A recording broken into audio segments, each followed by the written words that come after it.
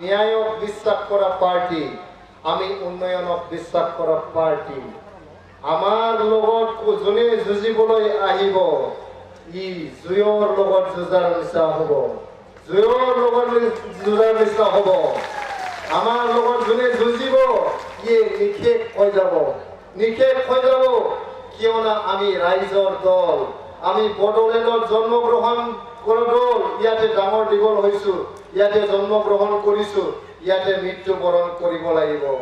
নিৰ্বাচনৰ সময়ত বাহিৰৰ পৰা আহি আমাক দখল কৰিব বিচাৰিলে সেইটো কেতিয়াও বাস্তৱত ৰূপায়িত নহ'ব, কেতিয়াও বাস্তৱত ৰূপায়িত নহয়। আপোনালোকে দিছপুৰৰ পৰা আহি, দিল্লীৰ পৰা আহি নিৰ্বাচনৰ সময়তহে কিয় বিটিআৰ মনত পৰে? খালি নিৰ্বাচনৰ সময়ত কিয় বিটিআৰ মনত পৰে? নিৰ্বাচন শেষ হ'লে আপোনালোকে ক'ত হেৰাই যায়, ক'ত হেৰাই যায় আপোনালোকে?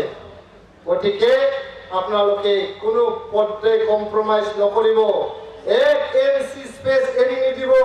আমাৰ অঞ্চলত ঘূৰি অহা যে শান্তি, আজি সকলো দেশত যে শান্তি হৈছে, উন্নয়ন হৈছে, প্ৰগতি হৈছে, এইটো যদি ধৰি ৰাখিব লাগে তেনেহ'লে আমি কোনো পৰ্যায় যাতে হিন্দু মুছলিমৰ ৰাজনীতি কৰিব নিদিওঁ, আৰু কোনো পৰ্যায় যাতে হিন্দু খ্ৰীষ্টানৰ ৰাজনীতি কৰিব নিদিওঁ, এইটো আমি নিশ্চিত কৰিব লাগিব।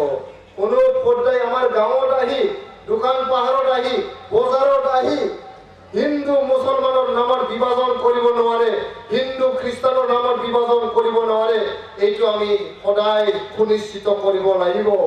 আপোনালোকে এইটো সুনিশ্চিত কৰিছনৰ ভিতৰত আমি কমচে কম 25টা সিট জিকি পেলাই চৰকাৰ গঠন কৰিবলৈ গৈ আছো। এইকাৰণে আমি কোনো পৰ্যায় শান্তি বিঘ্নিত কৰিব নোৱাৰো। ইয়াতে ৰাইজ আপোনালোকে সাজু হওক, টঙালি বান্ধক। আপোনালোকে নিৰ্বাচনৰ সময়লৈকে প্ৰত্যেক ঘৰে ঘৰে সোমাই যাওক, প্ৰত্যেক গাঁৱে ভয়ে সোমাই যাওক, বজাৰে পাহাৰে দোকানে আপোনালোকে সোমাই যাওক আৰু মানুহক দেখুৱাই দিয়ক, মেছেজ দিয়ক যে আমি UPPL দলক হাৰাবলৈ আজিলৈকে কোনো দল ইয়াতে জন্ম হোৱা নাই, কোনো দল জন্ম হোৱা নাই। আৰু এইটো আমি প্ৰুভ কৰি দেখুৱাইছো।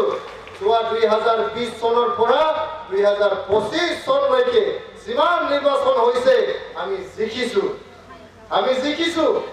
আজি আহি পেলাই কিছুমানে কথা কৈ আছে, আচৰিত পাইছো।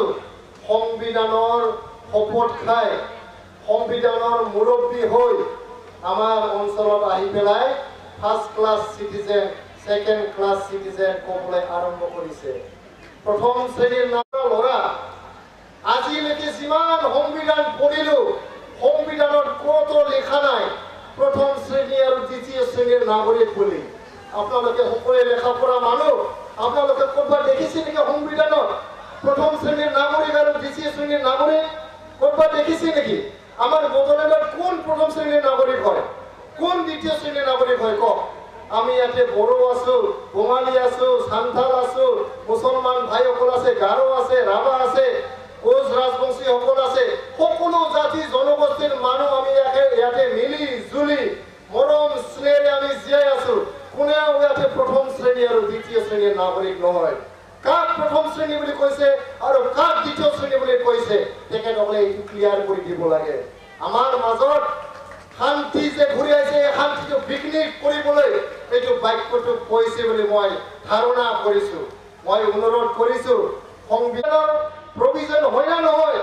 BTC গঠন হৈছে 2003 চনত, BTR গঠন হৈছে 2020 চনত। 6th শিডিউলটো স্বাধীনতাৰ লগতে আহিছে, স্বাধীনতাৰ আগতো আছিল। ট্ৰাইবেল বেল্ট এণ্ড ব্লক 1947তে আৰম্ভ হৈছে। এইটো বড়োবিলাকে আৰম্ভ কৰা আইন নহয়, এইটো কোনো BTCয়ে আৰম্ভ কৰা আইন নহয়, এইটো কোনো BTRয়ে আৰম্ভ কৰা আইন নহয়। যি আইন আমাৰ পূৰ্বপুৰুষে কৰি থৈ গৈছে কিবা উদ্দেশ্য লৈ, এই আইনটোৱে চলি আহি আছে। এই আইনটোৰ কাৰণে এটা বিশেষ জাতিক দোষ জাপি দিব বিচাৰিছে। আজি বিশেষ জাতিক দোষাৰোপ কৰি পেলাই দ্বিতীয় শ্ৰেণী আৰু প্ৰথম শ্ৰেণী নাগৰিক বুলি ক'বলৈ ধৰিছে।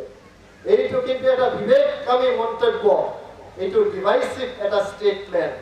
গতিকে মই অনুৰোধ কৰিছো তেখেতসকলক, আমাৰ ৰাজ্যৰ মুৰব্বী হৈ আমাৰ ৰাজ্যৰ প্ৰতিনিধি হৈ আপোনালোকে কোনো পৰ্যায়ে ইয়াতে বিটিআৰ অঞ্চলত শান্তি বিঘ্নিত কৰিবলৈ চেষ্টা নকৰিব আৰু চেষ্টা কৰিলে ৰাইজে জবাব দিব। দিব না নাই ৰাইজ?